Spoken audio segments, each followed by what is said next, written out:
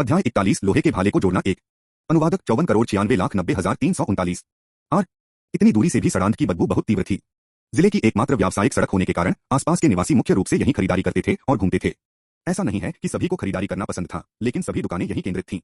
अगर आप कुछ खरीदना चाहते हैं तो आपको यहाँ आना होगा। लेकिन यहाँ इतने सारे ज़ॉम्बी इकट्ठे नहीं होने चाहिए, है ना? क्या वे कोई पार्टी या कुछ और कर रहे हैं? नहीं, रुको। अगर यह शॉपिंग एरिया भी था तो भी यहाँ इतने लोग इकट्ठे नहीं होने चाहिए थे। ऐसा लग रहा था जैसे किसी पर्यटन स्थल पर छुट्टियां मना रहे हों। यह ध्वनि प्रणाली के कारण होगा। वू हेंग ने साहसपूर्वक अनुमान लगाया। ऐसा नहीं हो सकता कि जब वायरस फैला था तब इतने लोग यहाँ एकत्र हुए हों। बल्कि प्रकोप के बाद सड़क की ध्वनि प्रणाली ने तेज आवाज में नृत्य संगीत बजाना जारी रखा, जिससे आसपास के ज़ोंबी आकर्षित हुए। जब क्षेत्र में बिजली गुल हो गई और ध्वनि प्रणाली बंद हो गई तब भी लाशें इधर-उधर घूम रही थीं। वू हेंग अपने सिद्धांत की पुष्टि नहीं कर सके, लेकिन यह प्रशंसनीय लग रहा था। कुछ देर तक दूर से निरीक्षण करने के बाद तथा यह पुष्टि करने के बाद कि उसने कोई उत्परिवर्तित ज़ोंबी या अन्य प्राणी नहीं देखा है, उसने जिस रास्ते से आया था उसी रास्ते से वापस जाने का निर्णय लिया। अपनी कंकाल सेना के साथ वापस आकर जियानी और जियानेर कंकालों को युद्ध क्षेत्र को साफ करने का निर्देश दे रहे थे। शव एक तरफ जमा हो रहे थे तथा रसोई के गिरे हुए चाकू और फल काटने वाले चाकू भी एकत्र कर लिए गए थे ताकि अगले कंकाल का उपयोग किया जा सके। तत्काल कोई खतरा मौजूद नहीं था। इसके बाद वू हेंग ने अपना ध्यान दोनों ओर की दुकानों की ओर लगाया। रेस्तरां, फलों की दुकानें, दूध चाय की दुकानें, शॉपिंग स्ट्रीट के जितना करीब होंगे उतनी ही अधिक दुकानें होंगी। पूरा रास्ता इन दुकानों से भरा हुआ था। लेकिन वू हेंग की नजर शिनी एडवर्टाइजिंग नामक एक दुकान पर पड़ी। इसके नाम से ऐसा प्रतीत होता है कि यह दुकान के साइनबोर्ड और बिलबोर्ड बनाता था। उन्होंने जियानी, जियानेर, नुई और नुइयर को कंकाल लेकर अन्य दुकानों की खोज करने का निर्देश दिया, जबकि वह बेसन और कुछ कंकालों के साथ विज्ञापन की दुकान में चले गए। गंदगी से भरे विशाल हॉल के बीच में लाल बैनर और प्लास्टिक के विज्ञापन के ढेर लगे हुए थे। वू हेंग ने आसपास देखा तो उन्हें दीवार के सहारे लगभग 3 से 4 मीटर लंबे कई धातु के पाइप मिले। लोहे के पाइप? उन्हें यकीन नहीं था कि वे लोहे के पाइप थे या स्टील के, लेकिन उनकी संख्या 20 से अधिक होनी चाहिए। ये सीधे धातु के पाइप निश्चित रूप से काम आ सकते हैं। दुकान के हर कमरे और ऊपरी मंजिल की जांच करने पर उन्हें कुछ कटिंग और वेल्डिंग के औजार भी मिले। हालांकि इन सब के लिए बिजली की जरूरत होती थी और फिलहाल ये किसी काम के नहीं थे। जब उन्होंने पुष्टि कर ली कि वहां और कुछ भी उपयोगी नहीं है तो उन्होंने कंकालों को आदेश दिया, इन पाइपों को बाहर निकालो। दुकान का कांच का दरवाजा पहले ही टूट चुका था, इसलिए लोहे के पाइप लेकर भागने वाले लोग आसानी से बाहर निकल गए। जियानी, जियानर और कुछ कंकाल भी लौट आए थे। उनके पीछे कंकाल योद्धा रसोई के चाकू और फलों के चाकू लेकर चल रहे थे, जो उन्होंने सफाई से प्राप्त किए थे। लूट बहुत बड़ी नहीं थी। उन्होंने उस गली में लौटने का निर्णय लिया जहां उन्होंने पहले लड़ाई की थी। टीम को वापस घर ले जाने की योजना बना रहा हूं। शवों को वापस ले जाओ, उन्होंने आदेश दिया। कंकाल योद्धाओं ने शवों को उठाया और आवासीय क्षेत्र की ओर उनका पीछा किया। निवास के आधार पर वापस। वे जो शव वापस लाए थे उन्हें एक छोटी पहाड़ी पर ढेर कर दिया गया। वू हेंग पास में बैठे उन लोहे के पाइपों और फलों के चाकुओं को देख रहे थे जो उन्होंने एकत्र किए थे। दोनों के आकार की तुलना करने के बाद उसने एक लोहे के पाइप के सिरे पर फल काटने वाला चाकू चिपका दिया। जब वह मजबूत हो गया तो उसने उसे और मजबूत बनाने के लिए उसके चारों ओर तार के कुछ गोले लपेट दिए। एक बार जब उन्होंने कार्य पूरा कर लिया तो उन्होंने उसकी सावधानीपूर्वक जांच की। यह उन लांसों से बहुत ज्यादा अलग नहीं था जो उन्होंने खरीदे थे। जियानी, तुम इसे आजमाओ, वू हेंग ने कहा। जियानी ने सिर हिलाकर 5 से 6 मीटर लंबे भाले को उठाया और उससे प्रहार करने लगा। धप! सामने रखा फल काटने वाला चाकू सीधे उनके बगल में पड़े एक शव में जा घुसा। जैसे ही उसने हथियार वापस खींचा, उसमें से काले लाल रक्त की मालाएं निकली। यह काफी कार्यात्मक लग रहा था। फल काटने वाला चाकू मजबूत था और गिरता नहीं था। उन्होंने जिन इमारतों में लूटपाट की थी उनमें से कई 100 फल काटने वाले चाकू उनके पास थे। लोहे के पाइपों के अतिरिक्त वे इन अस्थायी भालों को बनाने के लिए कुछ लकड़ी की छड़ें भी एकत्र कर सकते थे। यह सोचकर कि यह कोशिश करने लायक है, उसने जियानी से कहा, फलों के चाकू और लोहे के पाइप इस तरह जोड़ो। तुम चारों आज रात इस पर काम करो। केवल जियानी, जियानेर, नुई और नुइयर ही किसी प्रकार की बुद्धिमत्ता रखते थे। बाकी कंकाल हमला करने और सामान ढोने में सक्षम थे। सामान इकट्ठा करना उनके बस की बात नहीं थी, इसलिए यह काम जियानी और बाकी कंकालों को सौंपा गया। बेसन को उसके साथ ब्लैकस्टोन टाउन लौटना था, इसलिए वह वहां रुककर मदद नहीं कर सका। जियानी को बात समझ में आ गई और उसने और अधिक खंजर और तार टेप बनाने शुरू कर दिए। वू हेंग ने बेसन को एक कुर्सी मंगवाई। वह लाशों के ढेर के सामने बैठ गया और अस्थि संचालन कौशल का प्रयोग करने लगा। जादू की छड़ी जादू करते समय आध्यात्मिक शक्ति की खपत को कम कर सकती है। हालांकि जब उन्होंने इसका प्रयोग किया तो उन्हें वास्तव में ऐसा महसूस नहीं हुआ कि इसका कोई खास प्रभाव पड़ा है, तथा उन्हें यह भी नहीं पता था कि यह कारगर है या नहीं। अस्थि हेरफेर कौशल का लगातार उपयोग किया गया और कंकाल एक एक करके खड़े होने लगे, धीरे धीरे कतार में चलने लगे। जब शाम हो गई तो वह कंकालों को लेकर छत पर लौट आया और ब्लैकस्टोन टाउन भी लौट आया। Blackstone town. वह सीधे हथियार की दुकान पर गया। दुकान में ग्राहकों के 2 समूह थे और मालिक और क्लर्क रैक पर हथियारों का प्रचार कर रहे थे। जब उन्होंने वू हेंग को अंदर आते देखा तो बॉस ने हाथ के इशारे से उनका स्वागत किया, यह संकेत देते हुए कि उन्हें पहले चारों ओर देखना चाहिए। पिछले ग्राहकों को विदा करने के बाद बॉस अपने एप्रन पर हाथ पोंछते हुए आया और पूछा, आज आप क्या खरीद रहे हैं? भालों के अलावा क्या आपके पास कोई और लंबी डंडी वाला हथियार है? वू हेंग ने दुकान में घूमते हुए पूछा। हाँ, यहाँ लंबी डंडों वाली कुल्हाड़ियां और हथौड़े हैं, सबकी मारक क्षमता अच्छी है। बॉस उसे शेल्फ तक ले गया और कई हथियारों की ओर इशारा करते हुए समझाया। ये सब अच्छे लग रहे थे, लेकिन ये वो नहीं थे जिनकी वू हेंग को जरूरत थी। क्या आपके पास त्रिशूल जैसे कोई लंबे डंडे वाले हथियार हैं? हमारी दुकान में इस तरह का हथियार फिलहाल नहीं है, बॉस ने मुंह बनाते हुए जवाब दिया, फिर कुछ सोचने के बाद बोला, लेकिन कुछ ऐसा ही तो है। मुझे दिखाओ। ठीक है, यह यही है। बॉस उसे एक कोने में ले गया। एक लकड़ी के बैरल में एक औजार था जिस पर लकड़ी का हैंडल था और ऊपर 4 लोहे के शंकु लगे थे। उन्होंने परिचय देते हुए कहा, क्या आप इसी के बारे में बात कर रहे हैं? घास को संभालने के लिए एक कांटा। वू हेंग ने भौहें चढ़ाकर उसे अपने हाथ में पकड़ लिया। स्वाभाविक रूप से उसे पता था कि घास काटने वाला कांटा क्या होता है। यह एक आम खेती का औजार था जो ज्यादातर गांवों में देखा जा सकता था। वास्तव में यह उनके वर्णन के अनुरूप था। आपके पास कितने हैं? वू हेंग ने पूछा। हमारे पास शायद 5 या 6 हैं, बॉस ने जवाब दिया। केवल इतने ही? देखो, हम एक हथियार की दुकान है। और शहर में घास काटने का कांटा कौन खरीदेगा? यह सही लगा। परिभाषा के अनुसार घास काटने वाला कांटा एक कृषि उपकरण था और इसे हथियार नहीं माना जाना चाहिए। घास का कांटा कितने का है? 55 तांबे। हथियारों की तुलना में घास काटने वाले कांटे की कीमत बहुत सस्ती थी। हालांकि यह अनिश्चित था कि क्या यह ज़ॉम्बी के विरुद्ध प्रभावी होगा। मैं उन सबको ले लूंगा, वू हेंग ने सीधे कहा। ठीक है। बॉस ने मुस्कुराते हुए सहमति जताई और तुरंत उन्हें तैयार कर दिया। जल्द ही वह घास काटने वाले कांटे ले आया। कुल 5 थे। वास्तव में मात्रा ज्यादा नहीं थी। अगर भविष्य में आपको और जरूरत पड़े तो हम आपके लिए एक और बैच बना सकते हैं, बॉस ने आगे कहा। अभी नहीं, हम देखेंगे। बिल का भुगतान करने के बाद वू हेंग और बेसन ने कांटे उठाए और अपने घर की ओर चल पड़े। जब वे घर लौटे, सभी घास के कांटे ज़ोंबी दुनिया में भेज दिए गए। वू हेंग ने अपनी लोहे की तलवार उठाई और तलवारबाजी का अभ्यास शुरू कर दिया। इतने दिनों बाद जियानी उसका साथी बन चुका था। ऑट्रक ने उसे निर्देश और सुधार दिए थे, लेकिन उसने अभी भी तलवारबाजी में विशेषज्ञता हासिल नहीं की थी। यह कुछ हद तक निराशाजनक था। उन्होंने शाम तक अभ्यास किया, फिर वू हेंग आराम करने के लिए बिस्तर पर चले गए। अगले दिन ज़ॉम्बी वर्ल्ड में वू हेंग छत पर आया। उसने जमीन पर पाइप से बने भाले देखे। कुल मिलाकर 22 भाले थे। फलों के चाकू अलग अलग लंबाई के थे, लेकिन पाइपों की लंबाई लगभग एक जैसी थी। उन्हें लोहे के तारों से जोड़ा गया था। कुल मिलाकर वे बहुत अच्छे लग रहे थे। उन्होंने समूह में से 22 कंकाल चुने और आदेश दिया, अपने हथियार गिरा दो। कंकालों ने अपने हाथों में पकड़े हुए रसोई के चाकू जमीन पर फेंक दिए और वहीं खड़े हो गए। यह लो, वू हेंग ने लोहे का भाला सौंप दिया। कंकाल ने हाथ बढ़ाकर लोहे का भाला पकड़ लिया। अध्याय 42 सोने और चांदी का प्रसंस्करण। शॉपल। अनुवादक 54,96,90,339। एक एक करके कंकालों ने लोहे के भाले उठा लिए और उन्हें अपने हाथों में पकड़ लिया। ऐसा प्रतीत होता है कि लोहे की छड़ के वजन के कारण कंकालों के कंधे थोड़े झुके हुए थे तथा उनकी गतिविधियां थोड़ी कठिन लग रही थीं। कंकालों को जोर से हिलाने का प्रयास करने के बाद वे अपेक्षाकृत तरल प्रतीत हुए तथा उनमें कोई महत्वपूर्ण समस्या नहीं आई। इसके बाद कुछ कंकाल योद्धाओं को निर्देश दिया गया कि वे घास काटने वाले कांटे उठा लें जो पिछली रात खरीदे गए थे। जब उन्हें यह पता चला कि वे घास काटने वाले कांटे से आगे की ओर धक्का देने वाली गतिविधियां भी कर सकते हैं, तभी उन्हें राहत महसूस हुई। उसे सचमुच डर था कि ये कंकाल घास काटने के लिए कांटे उठाकर नीचे घास काटने चले जाएंगे।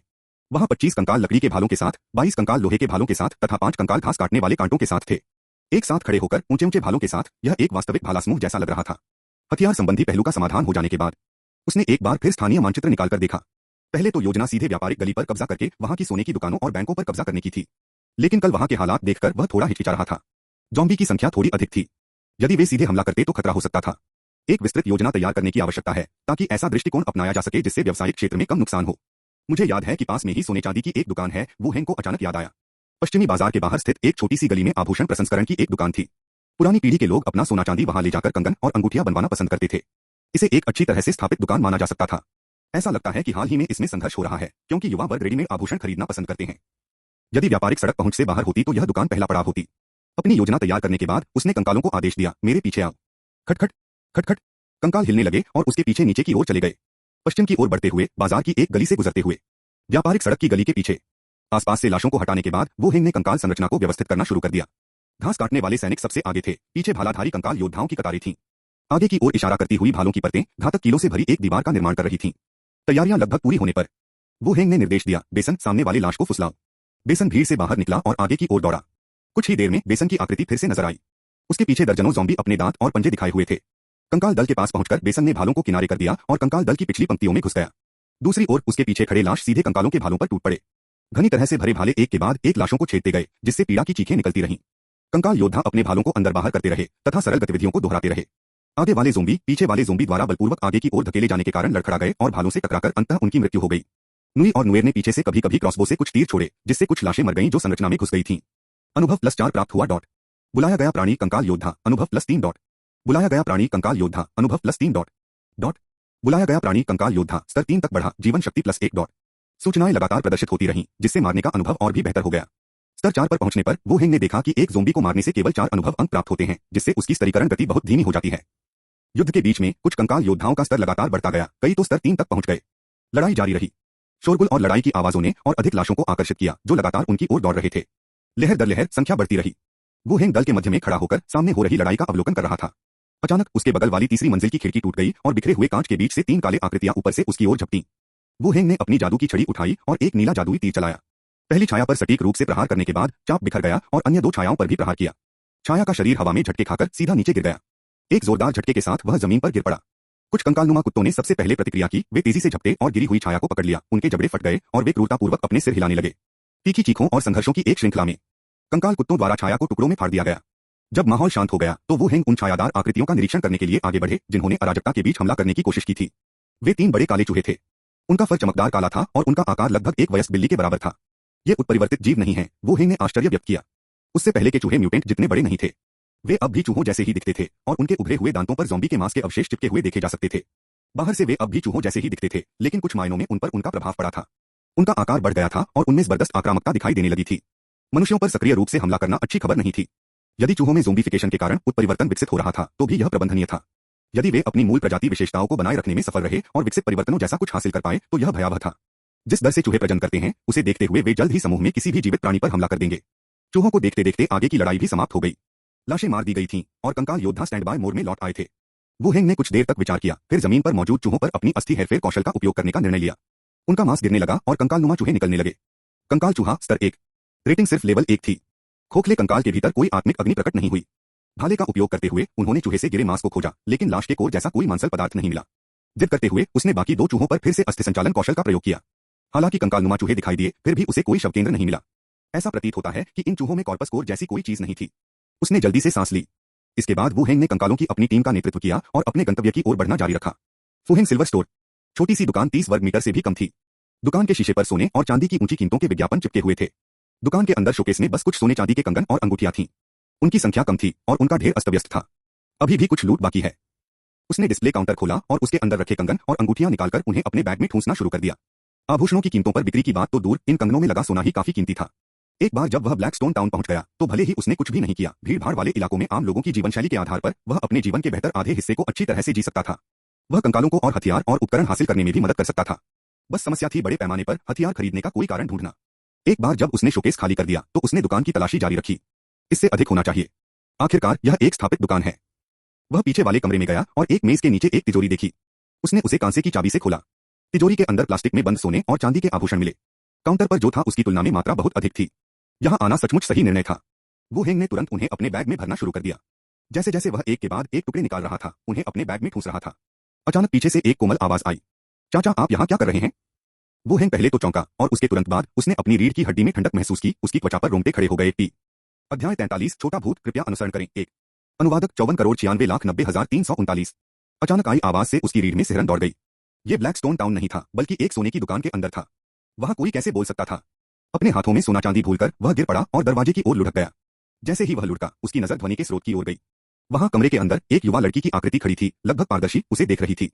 जब वह पलटा तो उस छोटी लड़की ने भी खुशी में ताली बजाई। एक भूत।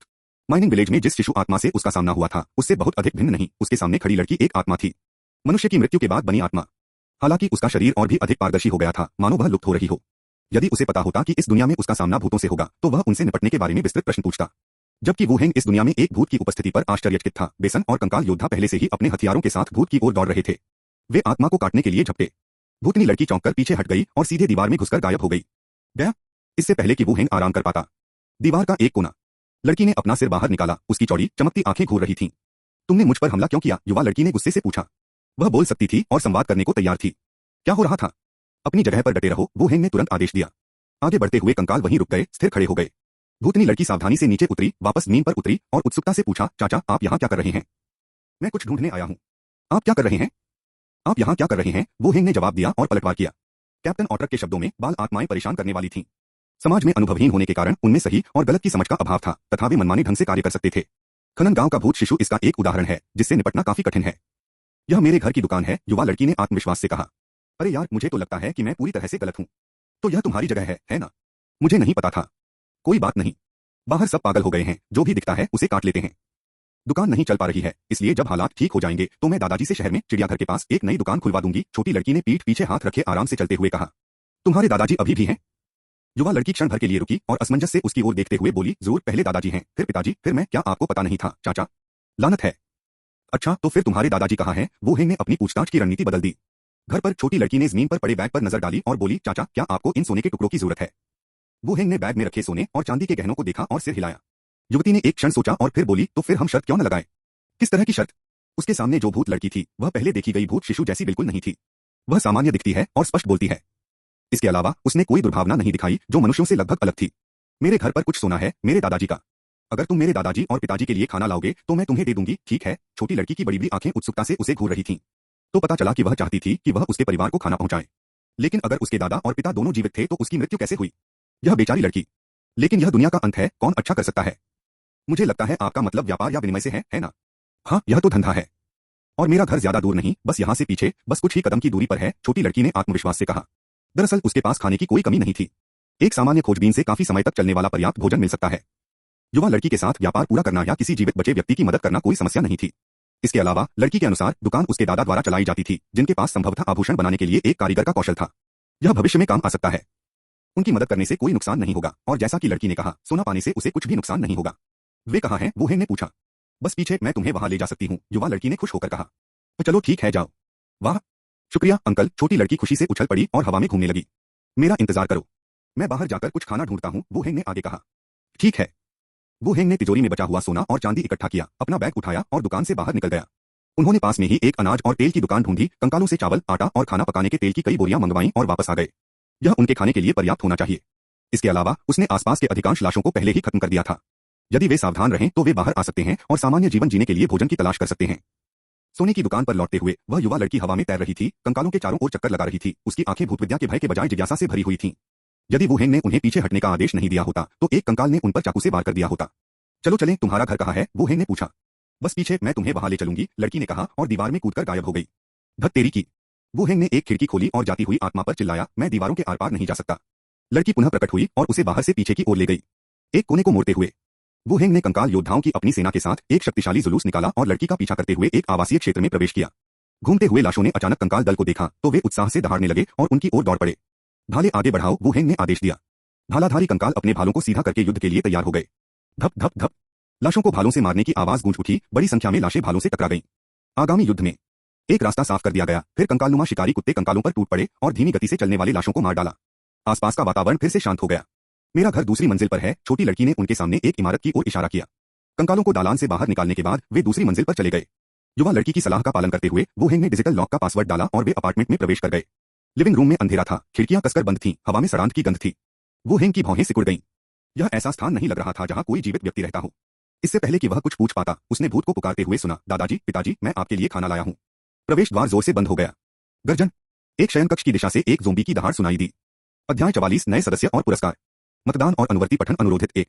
अनुवादक 54,96,9339। 2 लाशें शयन कक्ष से बाहर निकली। उनके स्वरूप के संबंध में कहा जा सकता है कि वे वृद्ध और मध्यम आयु वर्ग के हैं। वुहेंग ने हवा में उड़ते भूत को देखा। छोटी बच्ची धुएं के गुबार में दीवार में गायब हो गई। एक छोटे से मूर्ख द्वारा मूर्ख बनाया गया। दोनों ज़ॉम्बी को पास आते देख वुहेंग ने बेपरवाही से एक चुड़ैल तीर कौशल फेंका।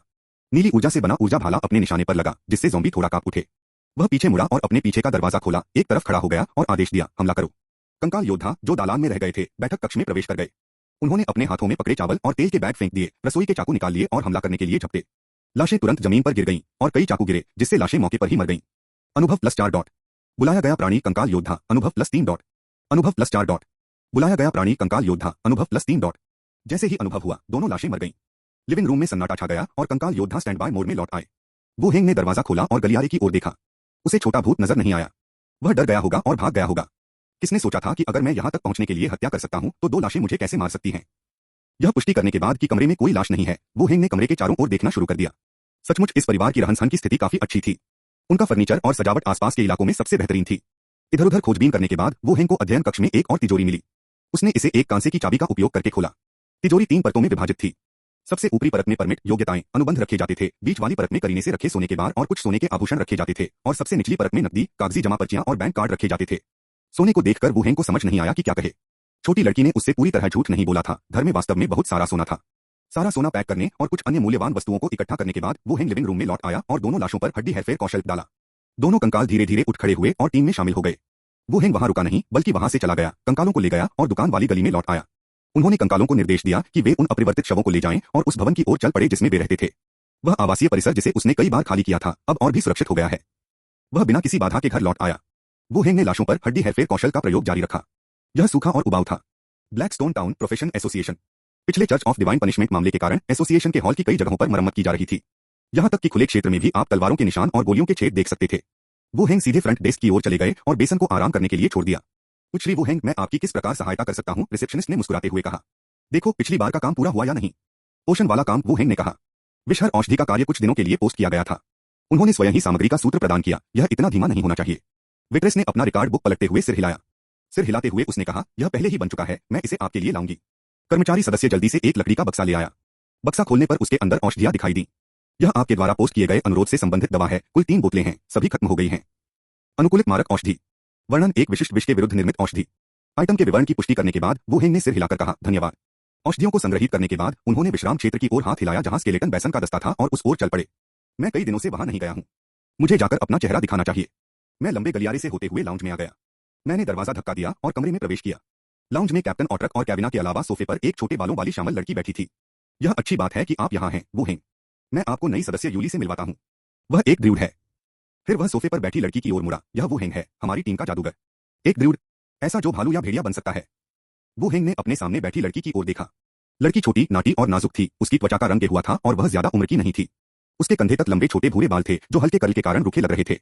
वह चमड़े का कवच पहनती थी जिस पर अर्धचंद्र, पेड़ की शाखाओं और मुड़े हुए पत्तों वाले पौधों के समान कलात्मक डिजाइन बने हुए थे। हेलो यूली, वू हेंग ने सबसे पहले उसका अभिवादन किया। हम यूली ने सूंघा और तुरंत मुंह मोड़ लिया। ऐसा प्रतीत होता है कि वे मेरे साथ व्यवहार करने के लिए अनिच्छुक हैं। आज मेरे साथ क्या गलत है? ऐसा लगता है कि इस लड़की की मेरे बारे में राय है। बात करने में उसकी अनिच्छा को देखते हुए वू हेंग ने बातचीत को आगे नहीं बढ़ाया। वह चुपचाप बैठ गया और पूछा, कैप्टन कैबिना, आपकी चोटें कैसी हैं? ऑट्रक ने जवाब दिया, मैं ठीक हूं। कैबिना ने मुस्कुराते हुए अपना हाथ हिलाया, कप्तान जितनी गंभीर नहीं। कुछ दिन आराम करने के बाद सब ठीक हो जाएगा। यह स्पष्ट रूप से अग्रिम पंक्ति और पिछली पंक्ति के बीच का अंतर था। अग्रिम पंक्ति में लगभग सभी लोग घायल हो गए, यहां तक कि स्केलेटन बेसन की भी पसली टूट गई। वू हेंग पिछली पंक्ति में सुरक्षित थे। उन्होंने शक्तिशाली प्रदर्शन किया तथा पूरे मुकाबले में सबसे अधिक किल किए। बेशक योग्यता यह भी है कि उन तीनों ने दिव्य दंड के चर्च के एल्डर को शामिल किया, अन्यथा यह उसके लिए और भी बुरा हो सकता था। लेकिन इस दुनिया में पेशेवरों की स्थायित्व वास्तव में अतिरंजित है। गंभीर चोटों को महज खरोंच समझकर नजरअंदाज कर दिया जाता है। कैप्टन, क्या दिव्य दंड चर्च के मामले में कोई प्रगति हुई है? वू हेंग ने पूछना जारी रखा। ऑट्रक ने उत्तर दिया, एसोसिएशन अभी भी चर्च ऑफ डिवाइन पनिशमेंट के एल्डर के ब्लैकस्टोन टाउन दौरे के उद्देश्य और खुफिया जानकारी में गंभीर त्रुटि के कारण की जांच कर रहा है। पिछली बार शहर की मुख्य सेना का नेतृत्व करना कोई छोटी बात नहीं थी। इसे खुफिया विफलता या नेताओं की निर्णय लेने की गलती के रूप में देखा जा सकता है। किसी को तो इसका दोष लेना ही होगा, अन्यथा यह अनुचित होगा। वू हेंग ने सिर हिलाकर संकेत दिया कि वह समझ गया है। ऑट्रक ने आगे कहा, लेकिन हमारी टीम के लिए बेहतरीन आइटम इनाम आ गया है। आप आज यहाँ हैं तो चलिए और चुनिए। ठीक है, जरूर। ऑट्रक लाउंज से बाहर चला गया। जब वह वापस आया तो उसके हाथ में कई चीजें थीं। उन्होंने उन्हें एक एक करके मेज पर रखते हुए कहा, चर्च और ब्लैकस्टोन टाउन के व्यापारियों के साथ चर्चा के बाद हमें तीसरे स्तर की योग्यता दी गई और इसकी सूचना एसोसिएशन के मुख्यालय को दी गई। इस रिकॉर्ड के साथ जब तक आप स्तर 8 या उससे ऊपर पहुंच जाते हैं, आपको कम से कम एक उपखंड में टीम लीडर के रूप में नियुक्त किया जाएगा। स्तर 3 योग्यता। पहले तो वू हेंग अचंभित रह गया, लेकिन फिर उसे जल्दी ही सब समझ में आ गया। एसोसिएशन की प्रणाली में रिकॉर्ड रखने के अलावा योग्यता की अवधारणा भी है। साधारण नियुक्त कार्यों में केवल धन और वस्तु पुरस्कार ही दिए जाते हैं। योग्यता के लिए उन्हीं को दर्ज किया जा सकता है जिन्होंने विशेष योगदान दिया हो या बड़ी घटनाओं को रोका हो। केवल अत्यंत गंभीर घटनाओं के नायकों को ही योग्यता के लिए दर्ज किया जाएगा। जैसा कि ऑट्रक ने कहा, यदि योग्यता रिकॉर्ड में है तथा स्तर और ताकत पर्याप्त है तो टीम लीडर बनने में कोई समस्या नहीं है। बड़े शहरों में कई उच्च स्तरीय पेशेवर होते हैं, लेकिन उनमें से अधिकांश केवल टीम के सदस्य होते हैं जो योग्यता की दहलीज पर अटके रहते हैं। हालांकि इन चीजों का वू हेंग पर बहुत कम प्रभाव पड़ता है, यह एक अच्छी बात है, लेकिन अगर वह ऐसा नहीं करता है तो भी यह ठीक है। उसके लिए स्तर ऊपर उठाने से अधिक महत्वपूर्ण कुछ भी नहीं है। ठीक है, वू हेंग ने उत्तर दिया। कैबिना के चेहरे पर खुशी भरी मुस्कान आ गई। इसके बाद ऑट्रक ने इनामों को एक एक करके मेज पर रखा। ये बेहतरीन आइटम इनाम है। हम में से हर कोई इनमें से एक चुन सकता है। कुल 7 पुरस्कार वस्तुएं एक पंक्ति में रखी हुई थीं। पहला कंगन लकड़ी का था, जिसे करीब से देखने पर पता चला कि वह जटिल नक्काशीदार पैटर्न या अधिक सटीक रूप से कहें तो प्रतीकों से भरा हुआ था। यह प्राकृतिक ऐरे विधि से उत्कीर्ण एक ब्रेसलेट है। यह हमारी चोटों को ठीक कर सकता है। इसे दिन में 2 बार इस्तेमाल किया जा सकता है और इसका उपचार प्रभाव किसी सामान्य औषधि के समान ही है, ऑट्रक ने बताया। अध्याय 45 विशेष आइटम। अनुवादक 54,96,9339। पिछले अध्याय का उत्तरार्ध संशोधित कर दिया गया है। जो लोग इसे 11 अक्टूबर को पढ़ चुके हैं वे इसे पुनः पढ़ना चाहेंगे। एक वस्तु जो उपचार क्षमताओं के साथ आती है। यह उसकी जादू की छड़ी के समान ही है जो उपकरण से कौशल जारी करने में सक्षम है। सामान्य उपचार औषधियों का प्रभाव उच्च स्तरीय पेशेवरों के लिए महत्वपूर्ण नहीं हो सकता है, लेकिन वे इस स्तर पर उनके लिए पर्याप्त से अधिक हैं। पिछली बार जब वह घायल हुआ था तो उसने केवल थोड़ी मात्रा में ही उपचार औषधि ली थी और उसका प्रभाव बहुत अच्छा था। वू हेंग ने आगे झुककर बारीकी से इसकी जांच की। ओक शाखा का प्राकृतिक कंगन। विवरण ब्रेसलेट उपयोगकर्ता को 2 बार ठीक होने की क्षमता प्रदान करता है। सिस्टम उनकी ओर से एक संकेत भी प्रदर्शित करता है। ऑट्रक द्वारा बताई गई कार्यक्षमता से यह अप्रभेद्य है, लेकिन यह उतना विस्तृत नहीं है। लेकिन फिर यदि आपको चोट लग जाती है तो आप स्वास्थ्य औषधि पी सकते हैं, जरूरी नहीं कि आप इसके लिए पुरस्कार के अवसर का उपयोग करें। यह देखकर कि उन दोनों ने कुछ नहीं कहा, ऑट्रक ने दूसरों का परिचय देना जारी रखा। दूसरा है फ्लेमस्टोन गॉन्टलेट, जो मुक्का मारने पर विस्फोटक प्रभाव उत्पन्न कर सकता है, लेकिन इसमें एक स्पष्ट दोष है, यह आसानी से आपकी उंगलियों को चोट पहुंचा सकता है। क्या आपकी उंगलियां आसानी से चोटिल हो सकती हैं? अब इस स्मार्ट उपकरण को किसने डिजाइन किया? ऑट्रक ने उनके हाव भाव देखने की सहमत तक नहीं उठाई। उसने आगे कहा, अगला है हंटिंग रिंग, जो आपकी सटीकता बढ़ा सकता है। तीसरी वस्तु एक अंगूठी है जो पॉलिश की हुई हड्डी से बनी हुई प्रतीत होती है। शिकार की अंगूठी। विवरण, यह अंगूठी उपयोगकर्ता को सटीक लक्ष्य लॉक करने की क्षमता प्रदान करती है। इसके बाद ऑट्रक ने चौथी वस्तु उठा ली। यह काले चमड़े से बना एक प्लेग डॉक्टर मास्क है, जो मध्ययुगीन डॉक्टरों द्वारा पहने जाने वाले मास्क के समान है, जिसमें लंबी चोंच और आंखों के स्थान पर 2 गोल चश्मे हैं। यह एक खास चीज है जिसे प्लेग डॉक्टर मास्क कहते हैं। यह ज्यादातर जहरीली गैसों को फिल्टर कर सकता है, लेकिन इसकी एक खामी भी है, इसे पहनने से आप सीधे किसी नए वायरस से संक्रमित हो सकते हैं। जिन लोगों की शारीरिक बनावट कमजोर है, उन्हें यह मास्क नहीं चुनना चाहिए। WTF, यह किस प्रकार की शब्दावली है? एक जहरीला gas mask. Plague doctor mask विशेष वस्तु प्रभाव, इसे पहनने पर हवा में मौजूद ज्यादातर जहरीले पदार्थ फिल्टर हो जाते हैं। अगर शारीरिक बनावट 20 से कम है, तो वायरस या प्लेग से संक्रमित होने की संभावना है। विवरण: एक गैस मास्क जिसमें पुराना जहर भरा हुआ है। कैप्टन, विशेष वस्तु क्या है? ऑट्रक, जो अगली वस्तु का परिचय देने ही वाले थे, रुके और बोले, जादुई वस्तु वह वस्तु होती है जिस पर जादू अंकित होता है। इससे उपयोगकर्ता इसे इस्तेमाल कर सकता है, जबकि विशेष वस्तु विशेष परिस्थितियों या वातावरण में बनी वस्तु होती है। इनमें कुछ विशेष प्रभाव भी हो सकते हैं, लेकिन अक्सर इनके कुछ नकारात्मक प्रभाव भी होते हैं। दूसरे शब्दों में, जादुई वस्तुएं कृत्रिम रूप से बनाई जाती हैं, जबकि विशेष वस्तुएं अद्वितीय वातावरण में प्राकृतिक रूप से बनती हैं। दोनों ही अद्वितीय प्रभाव प्रदान कर सकते हैं, लेकिन विशेष वस्तुओं का निर्माण नियंत्रण योग्य नहीं है और अक्सर कुछ नकारात्मक प्रभावों के साथ आता है। उनके सामने प्लेग डॉक्टर मास्क। इसका नकारात्मक प्रभाव यह है कि यदि आपका शरीर इसके लिए तैयार नहीं है, तो मास्क बाहरी विषाक्त पदार्थों से पहले आपको सीधे संक्रमित कर सकता है। विचार करने के बाद ऑट्रक ने कहा, विशेष वस्तुओं के प्रभावों की नकल करना कठिन होता है और उनके मूल्य के अनुसार बाजार में विशेष वस्तुओं की कीमत आमतौर पर ज्यादा होती है। कई लोग इन्हें संग्रहणीय वस्तु के रूप में इकट्ठा करते हैं। समझा? लेकिन वुहेन को अभी भी इस मुखौटे में कोई दिलचस्पी नहीं थी। आधुनिक विश्व में भी गैस मास्क का बड़े पैमाने पर उत्पादन किया जाता है। हो सकता है कि वह सैन्य स्तर के जूते न खरीद पाए, लेकिन एक नियमित जूते ढूंढना उसके लिए ज्यादा मुश्किल नहीं होगा। इसके अलावा अभी तक उसे कोई विषाक्त पदार्थ या ऐसी कोई चीज नहीं मिली है, इसलिए वुहेन के लिए इसका कोई खास महत्व नहीं है। इसके बाद ऑट्रक ने शेष कुछ वस्तुओं को पेश किया, जिनमें से सभी में कुछ अद्वितीय प्रभाव हैं, लेकिन विशेष वस्तु केवल मुखौटा है। इसके बाद उन्होंने एक दूसरे को विनम्रतापूर्वक प्रस्ताव दिया। ऑट्रक ने अपनी सुरक्षा बढ़ाने के लिए एक कवच चुना, वुहेन ने शिकार की अंगूठी चुनी और कैबिना ने एकमात्र विशेष वस्तु प्लेग डॉक्टर मास्क चुनी। उसे भी शायद अपने लिए कुछ उपयुक्त नहीं मिला होगा, इसलिए शायद सबसे महंगा वाला ही ले ले। जब समय आएगा तो वह इसे बेचकर अपने लिए कोई उपयोगी वस्तु खरीद सकती है। अपनी वस्तुएं चुनने के बाद तीनों संतुष्ट दिखे। केवल नई नई शामिल हुई यूली ही उन तीनों को आलू के चिप्स खाते हुए, खाने पीने की चीजें चुनते हुए देख रही थी। वह कुछ नहीं बोली, बस कुरकुराती रही। ऑट्रक ने शेष बची हुई वस्तुएं, जिन्हें नहीं चुना गया था, वापस कर दी। वापस आकर वह अपनी सीट पर बैठ गया। वुहेन ने फिर से बोलते हुए पूछा, कैप्टन, क्या मैंने पहले जो उल्लेख किया था उसके लिए कोई आशा है? यूली, जो तिरस्कार से अपना सिर झुका रही थी, ने नाश्ता करना बंद कर दिया और सुनने लगी। ऑट्रक को पता था कि वुहेन क्या पूछ रहा है, इसलिए उसने आगे कहा, अभी कोई निष्कर्ष नहीं निकला है। कुछ दिन और इंतजार करके देखते हैं। ओह, वुहेन ने एक पल सोचा, फिर दोबारा पूछा, कैप्टन, हमें आमतौर पर उस भूत से कैसे निपटना चाहिए जो हमें माइनिंग विलेज में मिला था? बाकी सभी लोग एक साथ उसकी ओर देखने लगे। ऐसा लगता है जैसे उनकी निगाहें कह रही हो, तुम एक नेक्रोमेंसर हो जो दूसरों से पूछ रहे हो कि भूतों से कैसे निपटें। अरे बस बातचीत कर रहा था, कुछ जानकारी हासिल कर रहा था। कैबिना ने सबसे पहले कहा, जादुई मंत्रों से उत्पन्न ऊर्जा आत्माओं को प्रभावित कर सकती है। चूंकि भूत दीवारों को पार कर सकता है, इसलिए अधिकांश शारीरिक हमले उसके विरुद्ध अप्रभावी होते हैं। जादू अधिक प्रभावशाली होता है। ऑट्रक ने यह भी कहा, नेक्रोमेंसर अक्सर भूतों को आध्यात्मिक सेवक के रूप में इस्तेमाल करते हैं। आमतौर पर खुद से एक भूत बनाना बहुत मुश्किल होता है। इस बिंदु पर ऑट्रक ने कुछ क्षण रुककर कहा, किसी भी राज्य या संगठन में जीवन का वध करना और उसे आत्माओं में बदलना एक गंभीर अपराध माना जाता है। मुझे पता है। मुझे बस माइनिंग विलेज वाली बात याद आ गई और सोचा पूछ ही लूं। वुहेन ने अपने लिए एक कप चाय डाली और पूछना जारी रखा, मैं कुछ स्किल बुक्स और उपकरण खरीदना चाहता हूं। काम पूरा करने के लिए उन्हें बदलने के अलावा क्या और भी तरीके हैं? ज्यादातर तरीके नहीं हैं। एसोसिएशन पैसे से इनाम खरीदने की इजाजत नहीं देता। इससे दूसरों की काम करने की प्रेरणा कमजोर हो जाएगी। कुछ देर सोचने के बाद ऑट्रक ने आगे कहा, जरूरत पड़ने पर आप एसोसिएशन में आवेदन कर सकते हैं या खरीदारी का अनुरोध पोस्ट करके देख सकते हैं कि किसी के पास बदलने के लिए कुछ है या नहीं। खरीद अनुरोध पोस्ट करना वास्तव में एक विकल्प था, लेकिन उसे यह भी नहीं पता था कि वह अभी क्या खरीदना चाहता है। इसके बाद उन्होंने टीम के मामलों पर चर्चा जारी रखी। फिलहाल उनकी टीम में 4 सदस्य थे। ऑट्रक और कैबिना की चोटें थोड़ी ठीक होने के बाद उन्होंने पैसे कमाने और टीम के रूप में बेहतर तालमेल बनाने के लिए कुछ नियमित काम करने की योजना बनाई। पैसा कमाना वुहेन को पसंद नहीं था, जिसने अभी अभी एक सोने की दुकान लूटी थी, लेकिन वह निश्चित रूप से टीम की गतिविधियों में भाग लेंगे। आखिरकार इस समय टीम का माहौल काफी अच्छा लग रहा था। एसोसिएशन छोड़ने के बाद वुहेन सीधे अपने निवास स्थान पर वापस चले गए। रात के खाने के बाद जैसे ही वह लाश का कोर निकलने वाला था, दस्तक दस्तक, दरवाजे पर अचानक दस्तक से वह रुक गया। तभी एक लड़की की आवाज आई, वुहेन, क्या तुम घर पर हो? मेरी चाची तुम्हें ढूंढ रही हैं। वुहेन ने दरवाजा खोला तो देखा कि यूली हाथ जोड़े खड़ी थी। वह आज ही इस छोटी लड़की से मिला था और अब वह उसके घर आ रही थी। तुम्हारी चाची कौन है? बेशक यह उपकार्यकारी है। यूली को इस बात पर गर्व महसूस हुआ। स्लीथर, इसमें कोई आश्चर्य नहीं कि उनके बालों का रंग एक जैसा है। अरे, यह छोटी लड़की पिछले दरवाजे से अंदर आ गई। इसमें कोई आश्चर्य नहीं कि जब वह बोल रही थी तो वह असंतुष्ट और असंतुष्ट लग रही थी। उपकार्यकारी मुझे ढूंढ रहे हैं? हाँ, वह बाहर इंतजार कर रही है, यूली ने बताया। वुहेन ने एक क्षण सोचा, फिर अपना सामान लेने के लिए अपने कमरे में वापस गया, बेसन को साथ लिया और चला गया। वे भीड़भाड़ वाले इलाके से निकलकर मुख्य सड़क पर आ गए। तभी उन्होंने देखा कि वहां एक गाड़ी खड़ी है। वह गाड़ी में चढ़ गया और देखा कि परिपक्व और सेक्सी स्लीथर उसके सामने बैठा हुआ है। इससे पहले कि वुहेन कुछ पूछ पाता, स्लीथर ने गाड़ी की दीवार पर दस्तक दी, चलो चलें। धीरे धीरे गाड़ी आगे बढ़ी और शहर के पश्चिम की ओर बढ़ गई।